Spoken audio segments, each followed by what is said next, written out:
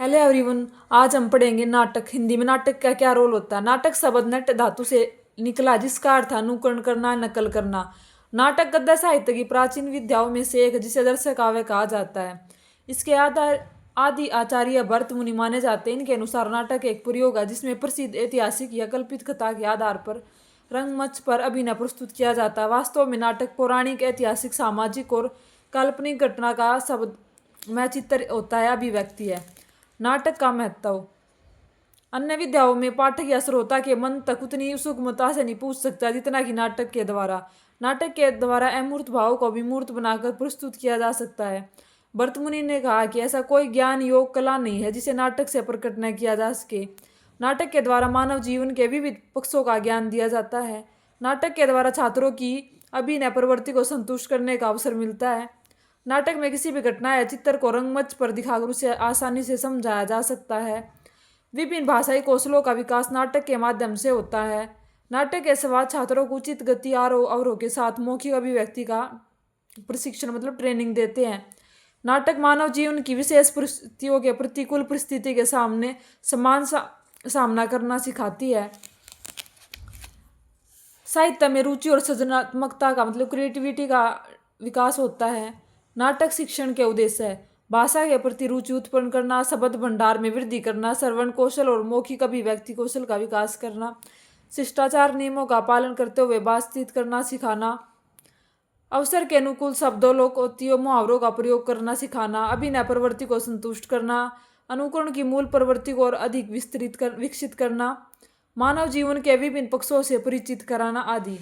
नाटक के जो प्रमुख तत्व कौन से हैं? कथा वस्तु, घटना, भाव, विचार। कथा वस्तु होते हैं पात्र। नाटक प्रमुख होता है। नाटक को 4 विशेषता होती है: धीरोदात्त, धीर प्रशांत, धीर ललित, धीरोदत्त। इसमें भाषा शैली होती है, नाटक के अकॉर्डिंग होगी। देश काल और वेशभूषा, जिस तरह का नाटक दिखाना है वैसे उसमें अकॉर्डिंग वेशभूषा होगी। संवाद या कथन, इसमें जो डायलॉग्स होते हैं वो पहले से रेडी कर लिए जाते हैं। उद्देश्य है प्राण प्लस अभिनय, जो इसमें प्रमुख तत्व माना गया है। नाटक की विधियाँ। अर्थकथन विधि, इसमें नाटक में आए कठिन शब्दों का अर्थ बताया जाता है। इस विधि में अध्यापक पहले से स्वर वाचन करता और उसका अर्थ बताता है। इसका उद्देश्य केवल कथा वस्तु का अर्थ बताना। इस विधि में अन्य पदों पर ध्यान नहीं दिया जाता है। विधि अमनोवैज्ञानिक है, इससे नाटक नीरस हो जाता है। नाट्य पठन प्रणाली विधि में नाटक के सभी पात्रों के स्वादों को हाव भाव के साथ अध्यापक के द्वारा प्रस्तुत किया जाता है।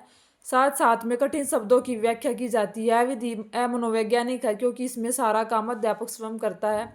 इसमें मूक दर्शक और श्रोता होते हैं, उन्हें सक्रिय होने का अवसर नहीं मिलता।